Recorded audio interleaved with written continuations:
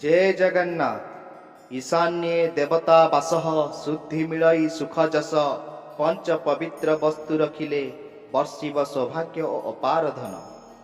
प्रिय दर्शक बंधु, आपण कौन जानती कहीं किछि लोक अल्प परिश्रम करी भी राताराति कोटिपति हो जाती, आउ किछि लोक दिन राति रक्त को पानी करी खटिले भी शेषरे केवल ऋण जंतारे फसी रहती। आपण केबे चिंता करिसंती कि काहेकि गोटिए परिवार रे सब बळे हस खुशी लागी रहे, किंतु अन्य एक परिवार रे सब सुख सुविधा थाई भी मानसिक शांति टिकक मिले नाही। केउठी रही जाउची सेही भूल? कौन आपणक भाग्य सतरे सोई जाइछि, ना आपणक घर भितरे लुचि रहितबा कोनोसी अदृश्य शक्ति आपणको आगको बढ़िबारे बाधा देउछि? आज आपण एमिति एक रहस्य जानिबाकू जाउछंती, जहाँ सुनिबा परे आपणक पाद तळु माटी खसी जीव। वास्तुशास्त्र अनुसार आम घरर एमिति एक दैवी कण अछि, जहाकू जदि आपण जाग्रत करिदेबे तेबे केवल धन नुहे बरम सौभाग्यर वर्षा हेब। सेही कणटी होउछि ईशान्य कण। किंतु सावधान, यह जेतिकी पवित्र सेतिकी प्रभावशाली मध्य।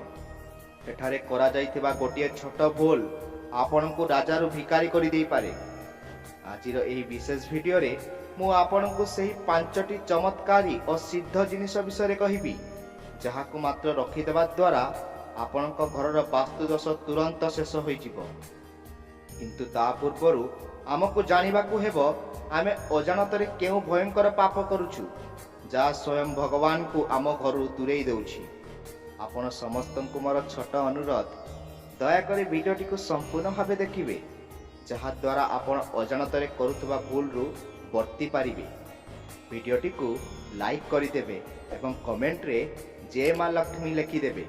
मां लक्ष्मी आपणकर मंगल करिबे। तेबे चलंतु डेरी न करी भिडियोटी को संपूर्ण भावे देखिबा। दर्शक बंधु, प्रथमे बुझंतु ईशान्य कोण प्रकृतरे कोण। उत्तर एवं पूर्व दिगर मिलन स्थल को ईशान्य कोण कुहाଯାଏ।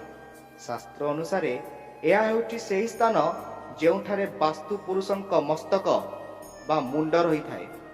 एबे आपण निजे कल्पना करंतु, जदि केही आपणक मुंड उपर एक भारी पत्थर रखि दिए किंबा आपणक कपाल रे ओलिया पकाए, तेबे आपण कोन धैर्यर सह रही पारिबे? निश्चित भावे नुहे। आपणक बुद्धि काम करिबो नाही एवं आपण अशांत होई पड़िबे।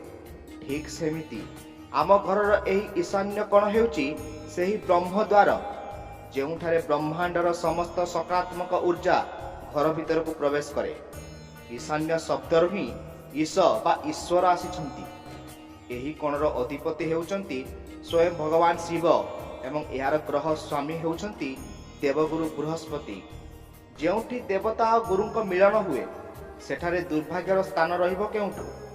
किंतु दुखर कथा, आजिकालीर आधुनिक जीवन शैली रे आमे घरर सौंदर्य पछरे पड़ी वास्तुर सही अमूल्य नियम को भूली जाउछु। कौन आपणक ईशान्य कोण रे शौचालय अछि? जदि अछि तेबे जानि रखंतु, यह हेउछि सबुठारु बड़ वास्तु अपराध। एही दिग हेउछि जलर उच्च एवं अत्यंत पवित्र। जदि एठारे मैला पानी बा टॉयलेट रहे, तेबे सेही घरे केबे भी धन तिष्टि रहे नाही। घरर सदस्य माने सबुबेले मानसिक अवसाद बा डिप्रेशन रे रुहंती। पिला माने चेष्टा कले भी पाठरे मन देई पारंती नाही।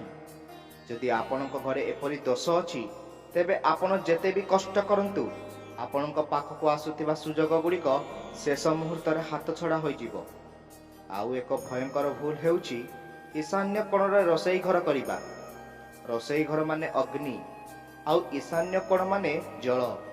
जेतेबेले जल और अग्नि एकाठी हुअंती, सेठारे केवल बाष्प बा धुआं ही सृष्टि हुए। यार प्रभाव आपणक परिवार उपरे एमिति पड़े जे भाई भाई को मध्य शत्रुता सृष्टि हुए। स्वामी स्त्री को मध्य छोट छोट कथारू कली झगड़ा होई कथा विच्छेद पर्यंत जाए। कौन आपणक घरे मध्य बिना कारण रे अशांति लागी रहुछि? कौन आपणक खाद्य रे सेही स्वाद बा परिवार रे सेही स्नेह रहु नाही? एबे एहा कोनोसी गुणीगारेडी नुहे, बरम आपणक ईशान्य कोणर आतरनाथ। दर्शक बंधु, आमे प्रायतः घरर कोण गुड़ी को ओलिया गदा करने व्यवहार करूँ, ପୁରୁଣା ଖବରକାଗଜ, ଭଙ୍ଗା ଚୌକି, କଳଙ୍କି ଲାଗିଥିବା ଲୁହା ସାମଗ୍ରୀ କିମ୍ବା ପୁରୁଣା ଜୋତା ଚପଲ ଏସବୁକୁ ଈଶାନ୍ୟ କୋଣରେ ରଖିବା ମାନେ ଦୁର୍ଭାଗ୍ୟକୁ ନିଜେ ଚିଠି ଲେଖି ଡାକିବା। ଏହି ଦିଗଟି ସବୁବେଳେ ହାଲୁକା ଓ ଖୋଲା ରହିବା ଦରକାର। ଯଦି ଏହି ସ୍ଥାନଟି ଭାରୀ ହୋଇଯାଏ ତେବେ ଘରର ମୁଖ୍ୟ ବ୍ୟକ୍ତିଙ୍କ ଉନ୍ନତିର ଚକ ଅଟକିଯାଏ। ଯଦି ଆପଣ ଚାହୁଁଛନ୍ତି ଆପଣଙ୍କ ବ୍ୟବସାୟ ବଢ଼ୁ, ଚାକିରିରେ ପଦୋନ୍ନତି ମିଳୁ, ତେବେ ପ୍ରଥମେ ନିଜ ଘରର ଏହି କୋଣକୁ ସଫା କରନ୍ତୁ। ଏଠାରେ ଜମା ହୋଇଥିବା ପ୍ରତ୍ୟେକଟି ଅଳିଆ ଆପଣଙ୍କ ସଫଳତାରେ ଏକ ଗୋଡ଼ି ଭଳି ବାଧା ସୃଷ୍ଟି କରୁଛି।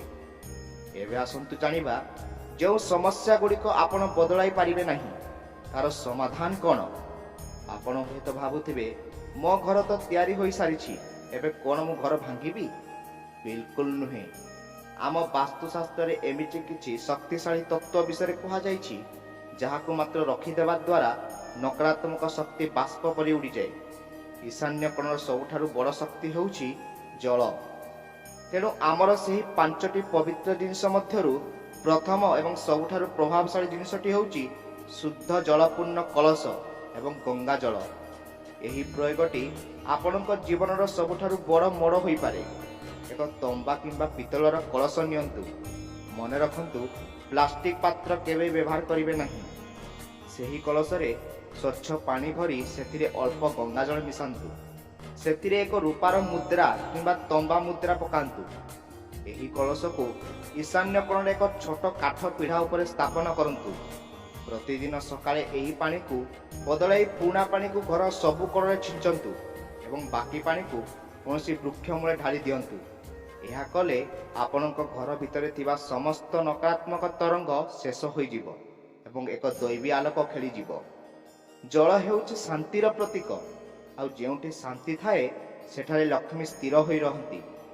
ଆପଣ କ'ଣ ଜାଣିଛନ୍ତି ଈଶାନ୍ୟ କୋଣର ଦ୍ୱିତୀୟ ସେହି ରହସ୍ୟମୟ ଜିନିଷଟି କ'ଣ, ଯାହାକୁ ଭାଗ୍ୟର ଚୁମ୍ବକ କୁହାଯାଏ? ଏହା ଏମିତି ଏକ ଜିନିଷ ଯାହାକୁ ମାତ୍ର ଦେଖିଲେ ହିଁ ମଣିଷର ମନ ପ୍ରଫୁଲ୍ଲିତ ହୋଇଯାଏ ଏବଂ ଘରର ଦାରିଦ୍ର୍ୟତା ଦୂର ହୋଇଯାଏ। ସେହି ଜିନିଷଟି ହେଉଛି ଏକ ବିଶେଷ ପ୍ରକାରର ଧାତୁରେ ତିଆରି ପ୍ରାଣୀ। କ'ଣ ହୋଇପାରେ ସେହି ପ୍ରାଣୀର ମୂର୍ତ୍ତି ଏବଂ କେଉଁ ସ୍ୱତନ୍ତ୍ର ବୃକ୍ଷ ଏହି କୋଣରେ ଲଗାଇଲେ ଆପଣଙ୍କ ଘର କୁବେରଙ୍କ ଭଣ୍ଡାର ପାଲଟିଯିବ? ଏହା କେବଳ ଆରମ୍ଭ। ଏବେ ବି ଆହୁରି 4ଟି ଏମିତି ଗୋପନୀୟ ଜିନିଷ ବାକି ଅଛି ଯାହା ଆପଣଙ୍କ ଶୋଇଥିବା ଭାଗ୍ୟକୁ ଜାଗ୍ରତ କରିବ। ସେଥିମଧ୍ୟରୁ ଗୋଟିଏ ଜିନିଷ ତ ସ୍ୱୟଂ ମହାଦେବଙ୍କର ତୃତୀୟ ନେତ୍ର ସହ ସମାନ। ତାହା କ'ଣ? କେମିତି ସେହି ଜିନିଷଟି ଆପଣଙ୍କ ଘରର ବାସ୍ତୁଦୋଷକୁ 24 ଘଣ୍ଟା ମଧ୍ୟରେ କାଟି ଦେଇପାରେ? ଆପଣ କ'ଣ ପ୍ରସ୍ତୁତ ଅଛନ୍ତି ସେହି ପରବର୍ତ୍ତୀ ରହସ୍ୟମୟ ଜିନିଷ ଗୁଡ଼ିକ ବିଷୟରେ ଜାଣିବା ପାଇଁ, ଯାହା ଆପଣଙ୍କ ଜୀବନରୁ ଅନ୍ଧକାର ଦୂର କରି ସୌଭାଗ୍ୟର ସୂର୍ଯ୍ୟ ଉଦୟ କରିବ? ଯଦି ଆପଣଙ୍କ ମନରେ ଏବେ ବି ପ୍ରଶ୍ନ ଉଠୁଛି ଯେ ମୋ ପାଖରେ ତ ପଇସା ନାହିଁ, ମୁଁ ଏତେ ସବୁ କରିବି କେମିତି, ତେବେ ମୁଁ ଆପଣଙ୍କୁ କହି ରଖୁଛି, ଏହି ପ୍ରତିକାର ଗୁଡ଼ିକ ପାଇଁ ଟଙ୍କା ନୁହେଁ, ଶ୍ରଦ୍ଧା ଆବଶ୍ୟକ। ମୁଁ ଯେଉଁ ବାକି 4ଟି ଜିନିଷ କହିବାକୁ ଯାଉଛି ସେଥିମଧ୍ୟରୁ ଅଧିକାଂଶ ଆପଣଙ୍କ ପାଖରେ ଅଛି, କିନ୍ତୁ ଆପଣ ତାର ସଠିକ ବ୍ୟବହାର ଜାଣିନାହାନ୍ତି। ତାହେଲେ ଦର୍ଶକ ବନ୍ଧୁ, ସୌଭାଗ୍ୟର ଏହି ଯାତ୍ରାରେ ଆଗକୁ ବଢ଼ିବା। କ'ଣ ଆପଣ ସେହି ସ୍ୱର୍ଣ୍ଣ ବୃକ୍ଷ ବିଷୟରେ ଜାଣିବାକୁ ଚାହାନ୍ତି, ଯାହାକୁ ମାତ୍ର ଈଶାନ୍ୟ କୋଣରେ ରଖିଲେ ଧନବର୍ଷା ହୋଇଥାଏ? ଏବଂ ସେହି ରହସ୍ୟମୟ ପଥରଟି କ'ଣ ଯାହା ଆପଣଙ୍କୁ ସବୁ କୁଦୃଷ୍ଟିରୁ ରକ୍ଷା କରିବ? ଭିଡ଼ିଓରେ ଆମ ସହିତ ଯୋଡ଼ି ହୋଇ ରୁହନ୍ତୁ, ଯେଉଁଠି ଆପଣଙ୍କୁ ମିଳିବ ଆପଣଙ୍କ ଜୀବନର ସବୁଠାରୁ ବଡ଼ ସମାଧାନ। ପ୍ରଥମରୁ ଆମେ ଜାଣିଲେ ଯେ ଈଶାନ୍ୟ କୋଣରେ କେବଳ ପାଣିର ଏକ କଳସ ରଖିଦେଲେ କିପରି ଚମତ୍କାର ହୋଇଥାଏ। କିନ୍ତୁ ଆପଣ କ'ଣ ଜାଣନ୍ତି, କେବଳ ପାଣି ରଖିଦେଲେ ସବୁକିଛି ସରିଯାଏ ନାହିଁ। ଆପଣଙ୍କ ଘରର ଏହି କୋଣରେ ଏମିତି ଏକ ଜୀବନ୍ତ ଶକ୍ତି ଅଛି ଯାହାକୁ ଯଦି ଆପଣ ସଠିକ ଭାବେ ବ୍ୟବହାର ନ କରିବେ ତେବେ ଘରକୁ ଆସୁଥିବା ଧନ ବାଟରେ ହିଁ ଫେରିଯିବ। କ'ଣ ଆପଣଙ୍କ ସହିତ କେବେ ଏମିତି ହୋଇଛି କି ଆପଣଙ୍କର ବହୁତ ବଡ଼ ଡିଲ୍ ହେବାକୁ ଯାଉଥିବ କିନ୍ତୁ ଶେଷ ମୁହୂର୍ତ୍ତରେ ତାହା ଭାଙ୍ଗିଗଲା? କିମ୍ବା ଆପଣଙ୍କର ପଦୋନ୍ନତି ହେବାର ଥିବ କିନ୍ତୁ ଆଉ କେହି ସେହି ସୁଯୋଗ ନେଇଗଲା? ଏହାର କାରଣ ହେଉଛି ଆପଣଙ୍କ ଈଶାନ୍ୟ କୋଣରେ ଥିବା ଏକ ଅଦୃଶ୍ୟ କଣ୍ଟା। ଆଜି ଏହି ଭିଡ଼ିଓରେ ଆମେ ସେହି ରହସ୍ୟର ପରଦା ଉଠାଇବା ଏବଂ ଜାଣିବା ବାକି 4ଟି ମହାଶକ୍ତିଶାଳୀ ଜିନିଷ ବିଷୟରେ। ଆସନ୍ତୁ ଜାଣିବା ଆମର ଦ୍ୱିତୀୟ ପବିତ୍ର ଜିନିଷ ବିଷୟରେ, ଯାହାକୁ ସୌଭାଗ୍ୟର ସ୍ତମ୍ଭ କୁହାଯାଏ। ସେହି ଜିନିଷଟି ହେଉଛି ତୁଳସୀ ବୃକ୍ଷ ଏବଂ ମଙ୍ଗଳକାରୀ ଉଦ୍ଭିଦ। ଆପଣ ହୁଏତ ଭାବୁଥିବେ ତୁଳସୀ ତ ସମସ୍ତଙ୍କ ଘରେ ଥାଏ, ଏଥିରେ ନୂଆ କଥା କ'ଣ? କିନ୍ତୁ ଅଧିକାଂଶ ଲୋକ ତୁଳସୀ ଗଛକୁ ଭୁଲ ଦିଗରେ ରଖନ୍ତି। ବାସ୍ତୁଶାସ୍ତ୍ର ଅନୁସାରେ ଈଶାନ୍ୟ କୋଣ ହେଉଛି ତୁଳସୀ ମାଙ୍କ ପାଇଁ ସବୁଠାରୁ ପ୍ରିୟ ସ୍ଥାନ। ଯଦି ଆପଣ ଏହି କୋଣରେ ଏକ ସୁନ୍ଦର ତୁଳସୀ ଚଉରା କରନ୍ତି କିମ୍ବା ଏକ ଗମଲାରେ ତୁଳସୀ ଗଛ ରଖନ୍ତି, ତେବେ ସେହି ଘରେ ସାକ୍ଷାତ ନାରାୟଣ ବାସ କରନ୍ତି। କିନ୍ତୁ ମନେ ରଖନ୍ତୁ, ଏହି କୋଣରେ କେବେ ବି କଣ୍ଟା ଜାତୀୟ ଗଛ ବା କ୍ୟାକ୍ଟସ୍ ରଖିବେ ନାହିଁ। ଯଦି ଆପଣ ଈଶାନ୍ୟ କୋଣରେ କଣ୍ଟା ଗଛ ରଖୁଛନ୍ତି, ତେବେ ଜାଣି ରଖନ୍ତୁ ଆପଣ ନିଜ ସମ୍ପର୍କରେ ଏବଂ ଭାଗ୍ୟର କଣ୍ଟା ବୁଣୁଛନ୍ତି। ତୁଳସୀଙ୍କ ସହିତ ଯଦି ଆପଣ ଏହି କୋଣରେ ଛୋଟ ଛୋଟ ସୁଗନ୍ଧିତ ଫୁଲ ଗଛ ଯେମିତିକି ମଲ୍ଲି କିମ୍ବା ଗୋଲାପ ବିନା କଣ୍ଟା ବାଲା ରଖନ୍ତି, ତେବେ ଘରର ବାୟୁମଣ୍ଡଳ ପବିତ୍ର ହୋଇଯାଏ। ଗଛର ସବୁଜ ରଙ୍ଗ ବୁଧ ଗ୍ରହକୁ ମଜବୁତ କରେ, ଯାହାଦ୍ୱାରା ବ୍ୟବସାୟରେ ପ୍ରଚୁର ଲାଭ ମିଳେ। ଏବେ ଆସିବା ତୃତୀୟ ପବିତ୍ର ଜିନିଷ ଉପରକୁ, ଯାହା ଆପଣଙ୍କୁ ଆଶ୍ଚର୍ଯ୍ୟ କରିଦେବ। ତାହା ହେଉଛି ଧାତୁର କଇଁଛ। ଆପଣ ହୁଏତ ଅନେକ ଘରେ କଇଁଛ ରଖାଯାଇଥିବାର ଦେଖିଥିବେ, କିନ୍ତୁ ତାର ସଠିକ୍ ବ୍ୟବହାର ଜାଣିନଥିବେ। କଇଁଛ ହେଉଛି ଭଗବାନ ବିଷ୍ଣୁଙ୍କ କୂର୍ମ ଅବତାରର ପ୍ରତୀକ। ଈଶାନ୍ୟ କୋଣରେ ଏକ କାଚ ବା ଧାତୁର ପାତ୍ରରେ ପାଣି ଭରି ସେଥିରେ ଏକ ପିତ୍ତଳ କିମ୍ବା ରୂପାର କଇଁଛକୁ ଏପରି ଭାବେ ରଖନ୍ତୁ ଯେପରି ତାର ମୁହଁ ଘରର ଭିତର ଆଡ଼କୁ ରହିବ। ମନେ ରଖନ୍ତୁ, ଯଦି କଇଁଛର ମୁହଁ ବାହାର ଆଡ଼କୁ ରହେ, ତେବେ ଧନ ଘରୁ ବାହାରକୁ ଚାଲିଯିବ। କିନ୍ତୁ ଯଦି ମୁହଁ ଭିତରକୁ ରହେ, ତେବେ ଏହା ଆପଣଙ୍କ ଘରକୁ ସମୃଦ୍ଧି ଟାଣି ଆଣିବ। କଇଁଛ ସ୍ଥିରତାର ପ୍ରତୀକ। ଯେଉଁମାନଙ୍କର ଚାକିରି କିମ୍ବା ବ୍ୟବସାୟରେ ସ୍ଥିରତା ନାହିଁ, ସେମାନଙ୍କ ପାଇଁ ଏହା ଏକ ମହୌଷଧି। ଏହା ଆପଣଙ୍କ ଘରର ଆୟୁ ବଢ଼ାଏ ଏବଂ ଅକାଳ ମୃତ୍ୟୁ ଭୟ ଦୂର କରେ। ଏଠାରେ ମୁଁ ଆପଣଙ୍କୁ ଏକ ଗୁରୁତ୍ୱପୂର୍ଣ୍ଣ କଥା କହିବାକୁ ଚାହେଁ। ଅନେକ ସମୟରେ ଲୋକମାନେ ଈଶାନ୍ୟ କୋଣରେ ଭାରି ସୋଫା ସେଟ୍ କିମ୍ବା ବଡ଼ ଆଲମାରୀ ରଖିଦିଅନ୍ତି। ଏହା କରିବା ଦ୍ୱାରା ଆପଣ ବାସ୍ତୁ ପୁରୁଷଙ୍କ ମୁଣ୍ଡକୁ ଚାପି ଦିଅନ୍ତି। ଫଳରେ ଘରର ମୁଖ୍ୟ ବ୍ୟକ୍ତିଙ୍କ ମୁଣ୍ଡରେ ସବୁବେଳେ ବୋଝ ରହେ। ସେ ସବୁବେଳେ ଚିନ୍ତାରେ ରୁହନ୍ତି। ଯଦି ଆପଣଙ୍କ ଘରର ଏହି କୋଣରେ ଭାରି ଜିନିଷ ଅଛି, ତେବେ ତାକୁ ତୁରନ୍ତ ଦକ୍ଷିଣ କିମ୍ବା ପଶ୍ଚିମ ଦିଗକୁ ଘୁଞ୍ଚାଇ ଦିଅନ୍ତୁ। ଏହି ଦିଗକୁ ଯେତେ ହାଲୁକା ରଖିବେ, ଆପଣଙ୍କ ମନ ସେତେ ଶାନ୍ତ ରହିବ ଏବଂ ନୂଆ ନୂଆ ଆଇଡିଆ ଆପଣ ମୁଣ୍ଡକୁ ଆସିବ। ଏବେ ଆସନ୍ତୁ ଜାଣିବା ଚତୁର୍ଥ ପବିତ୍ର ଜିନିଷ ବିଷୟରେ, ଯାହା ସାକ୍ଷାତ ଶିବଙ୍କ ସହିତ ଜଡ଼ିତ। ତାହା ହେଉଛି ରୁଦ୍ରାକ୍ଷ କିମ୍ବା ସ୍ଫଟିକ ଶିବଲିଙ୍ଗ। ଯେହେତୁ ଏହି କୋଣର ଅଧିପତି ଦେବତା ହେଉଛନ୍ତି ଭଗବାନ ଶିବ, ତେଣୁ ଏଠାରେ ଏକ ଛୋଟ ସ୍ଫଟିକ ଶିବଲିଙ୍ଗ ବା ପାରଦ ଶିବଲିଙ୍ଗ ରଖିବା ଅତ୍ୟନ୍ତ ଶୁଭ। ଯଦି ଆପଣ ଶିବଲିଙ୍ଗ ରଖିପାରୁନାହାନ୍ତି, ତେବେ ଏକ ପବିତ୍ର ରୁଦ୍ରାକ୍ଷକୁ ଏକ ରୂପା ପାତ୍ରରେ ରଖନ୍ତୁ। ଏହା ଆପଣଙ୍କ ଘରର ଚାରିପାଖରେ ଏକ ଏମିତି ସୁରକ୍ଷା କବଚ ତିଆରି କରିବ ଯେ କୌଣସି ଖରାପ ନଜର କିମ୍ବା ଗୁଣିଗାରେଡ଼ି ଆପଣଙ୍କ ଘର ଉପରେ କାମ କରିବ ନାହିଁ। ଶାସ୍ତ୍ର କୁହେ, ଯେଉଁ ଘରର ଈଶାନ୍ୟ କୋଣରେ ମହାଦେବଙ୍କ ସ୍ମରଣ ହୁଏ, ସେଠାରେ ଯମରାଜ ମଧ୍ୟ ପ୍ରବେଶ କରିବାକୁ ଭୟ କରନ୍ତି। କିନ୍ତୁ ଏଠାରେ ଏକ ବଡ଼ ସାବଧାନତା ଅବଲମ୍ବନ କରିବାକୁ ହେବ। କେବେ ବି ଈଶାନ୍ୟ କୋଣରେ ଧୂଳି ଜମିବାକୁ ଦିଅନ୍ତୁ ନାହିଁ। ଯଦି ଏଠାରେ ବୁଢ଼ିଆଣୀ ଜାଲ ଲାଗେ କିମ୍ବା ମଇଳା ଜମେ, ତେବେ ଆପଣଙ୍କ ଭାଗ୍ୟରେ ମଧ୍ୟ ଜାଲ ଲାଗିଯିବ। ପ୍ରତିଦିନ ସକାଳେ ଏହି କୋଣକୁ ଗଙ୍ଗା ଜଳରେ ପୋଛନ୍ତୁ। ଏହି କୋଣ ଯେତେ ଚମକିବ, ଆପଣଙ୍କ ଚେହେରା ଓ ଭବିଷ୍ୟତ ସେତେ ଚମକିବ। ଆପଣ କ'ଣ ଜାଣନ୍ତି, ଆମର ପଞ୍ଚମ ଜିନିଷଟି ହେଉଛି ସବୁଠାରୁ ଶକ୍ତିଶାଳୀ, ଯାହାକୁ କୁବେରଙ୍କ ଚାବି କୁହାଯାଏ। ଏହା ଏମିତି ଏକ ଯନ୍ତ୍ର ଯାହା ଭିକାରୀକୁ ମଧ୍ୟ କୋଟିପତି କରିବାର କ୍ଷମତା ରଖେ। ତାହା କ'ଣ ଏବଂ କେଉଁ ବିଶେଷ ପ୍ରକାରର ଆଲୋକ ଏହି କୋଣରେ ଲଗାଇଲେ ଆପଣଙ୍କ ଘର ସ୍ୱର୍ଗ ପରି ଶୁଭ୍ର ହୋଇଯିବ? ଦର୍ଶକ ବନ୍ଧୁ, ଅଧିକାଂଶ ଲୋକ ଏକ ଭୟଙ୍କର ଭୁଲ କରନ୍ତି। ସେମାନେ ଈଶାନ୍ୟ କୋଣରେ ଝାଡ଼ୁ ବା ଅଳିଆ ଟୋକେଇ ରଖିଦିଅନ୍ତି। ଯଦି ଆପଣଙ୍କ ଘରେ ଏମିତି ଅଛି, ତେବେ ଏବେ ହିଁ ତାକୁ ସେଠାରୁ ହଟାନ୍ତୁ।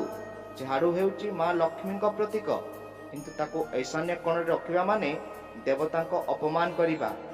ଏହାଦ୍ୱାରା ଘରେ ଦରିଦ୍ରତା ସ୍ଥାୟୀ ଭାବେ ବସା ବାନ୍ଧେ। ସେହିପରି ଏହି କୋଣରେ କେବେ ବି କାନ୍ଥରେ ଫାଟ ରହିବା ଉଚିତ ନୁହେଁ। ଯଦି ଫାଟ ଅଛି, ତେବେ ତାକୁ ତୁରନ୍ତ ମରାମତି କରନ୍ତୁ, ନଚେତ୍ ଆପଣଙ୍କ ଧନ ପାଣି ପରି ବହିଯିବ। ଏବେ ଆପଣଙ୍କ ମନରେ ପ୍ରଶ୍ନ ଆସୁଥିବ, ଆଜ୍ଞା, ଆପଣ ତ ସବୁ କହିଦେଲେ, କିନ୍ତୁ ସେହି ସବୁଠାରୁ ବଡ଼ ରହସ୍ୟମୟ ଜିନିଷଟି କ'ଣ, ଯାହା ବିଷୟରେ ଆପଣ ପ୍ରଥମରୁ କହିଥିଲେ?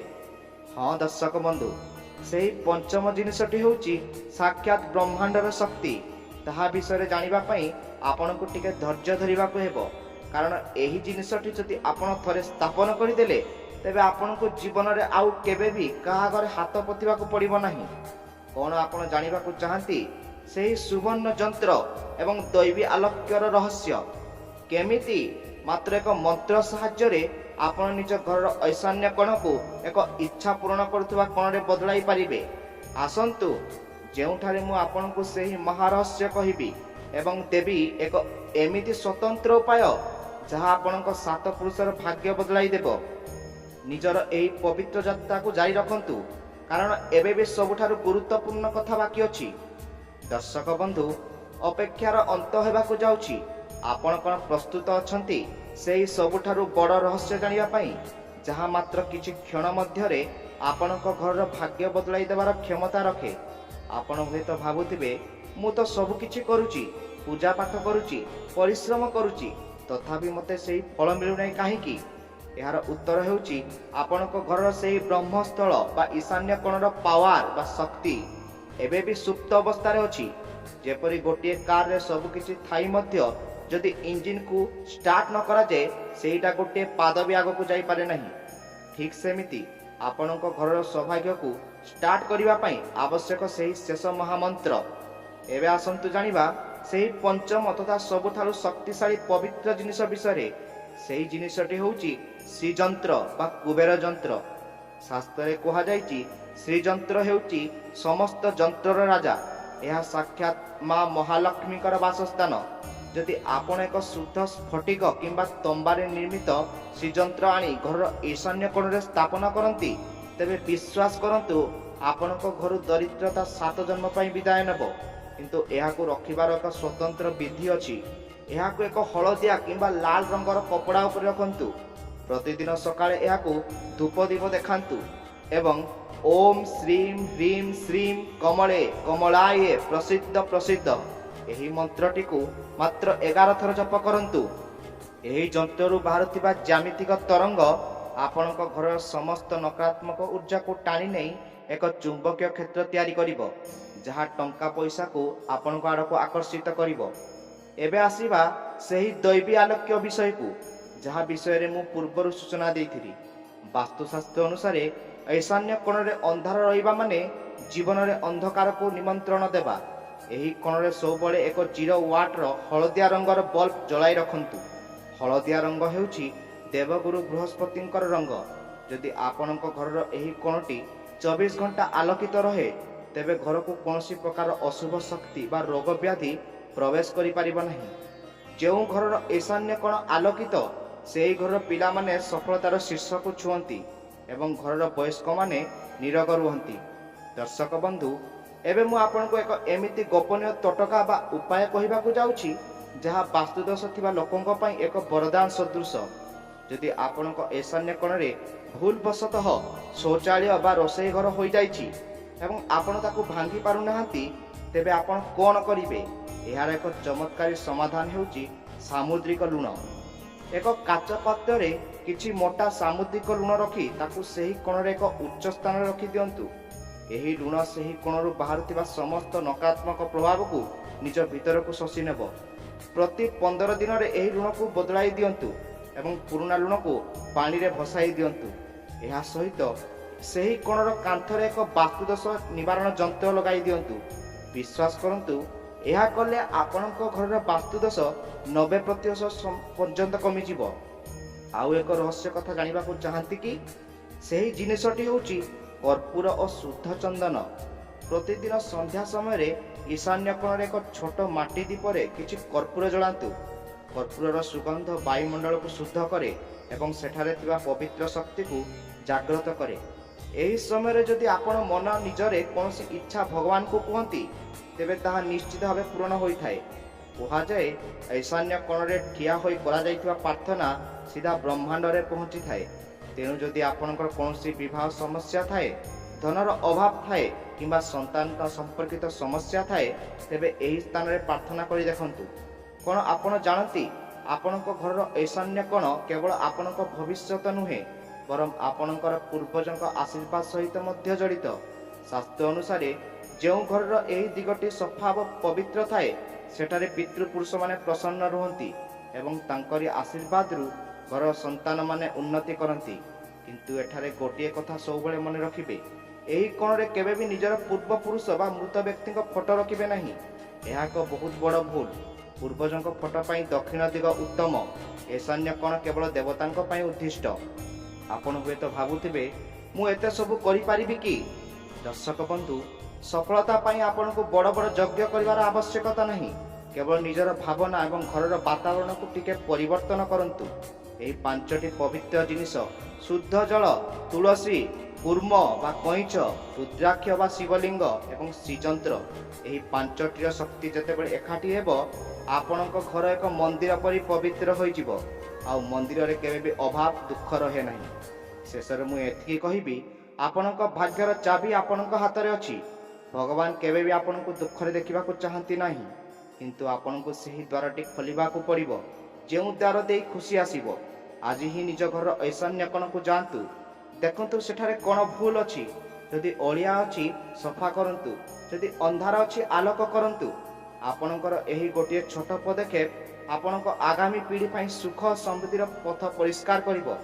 ଆଶା କରୁଛି ବାସ୍ତୁଶାସ୍ତ୍ରର ଏହି ରହସ୍ୟମୟ ଜ୍ଞାନ ଆପଣଙ୍କ ଜୀବନରେ ଏକ ନୂଆ ଆଲୋକ ନେଇ ଆସିବ। ମନେ ରଖନ୍ତୁ, ବିଶ୍ୱାସ ହିଁ ବିଜୟର ଆଧାର। ଯଦି ଆପଣ ପୂର୍ଣ୍ଣ ଶ୍ରଦ୍ଧାର ସହ ଏହି ଛୋଟ ଛୋଟ ପରିବର୍ତ୍ତନ କରିବେ, ତେବେ ମା ଲକ୍ଷ୍ମୀ ଏବଂ ପ୍ରଭୁ ମହାଦେବଙ୍କ କୃପାରୁ ଆପଣଙ୍କ ଜୀବନରେ କେବେ ବି କୌଣସି ଜିନିଷର ଅଭାବ ରହିବ ନାହିଁ। ଦର୍ଶକ ବନ୍ଧୁ, ଯଦି ଆପଣଙ୍କୁ ଏହି ତଥ୍ୟଗୁଡ଼ିକ ଭଲ ଲାଗିଲା, ତେବେ ଦୟାକରି ଭିଡ଼ିଓଟିକୁ ଲାଇକ୍ କରିଦିଅନ୍ତୁ ଏବଂ ଆପଣ ଚାହୁଁଛନ୍ତି ଯେ ଆପଣଙ୍କ ପ୍ରିୟଜନମାନେ ମଧ୍ୟ ଏହି ସୁଯୋଗର ଲାଭ ଉଠାନ୍ତୁ, ତେବେ ଏହି ଭିଡ଼ିଓକୁ ସେୟାର ନିଶ୍ଚିତ କରନ୍ତୁ। ଆପଣଙ୍କର ଗୋଟିଏ ସେୟାର କାହାର ଦୁଃଖ ଦୂର କରିବାରେ ସାହାଯ୍ୟ କରିପାରେ। ଆଉ କମେଣ୍ଟ ବକ୍ସରେ ଜୟ ଜଗନ୍ନାଥ କିମ୍ବା ହର ହର ମହାଦେବ ଲେଖିବାକୁ ଜମାରୁ ଭୁଲନ୍ତୁ ନାହିଁ। ପ୍ରଭୁ ଆପଣଙ୍କର ଏବଂ ଆପଣଙ୍କ ପରିବାରର ମଙ୍ଗଳ କରନ୍ତୁ। ରହୁଛି, ପୁଣି ଦେଖାବା ଏମିତି ଏକ ରହସ୍ୟମୟ ଏବଂ ଶକ୍ତିଶାଳୀ ଜ୍ଞାନ ସହିତ। ସେ ପର୍ଯ୍ୟନ୍ତ ହସୁଥାନ୍ତୁ, ଖୁସିରେ ରୁହନ୍ତୁ ଏବଂ ନିଜ ଘରର ଉର୍ଜାକୁ ସକାରାତ୍ମକ ରଖନ୍ତୁ। ଜୟ ଜଗନ୍ନାଥ।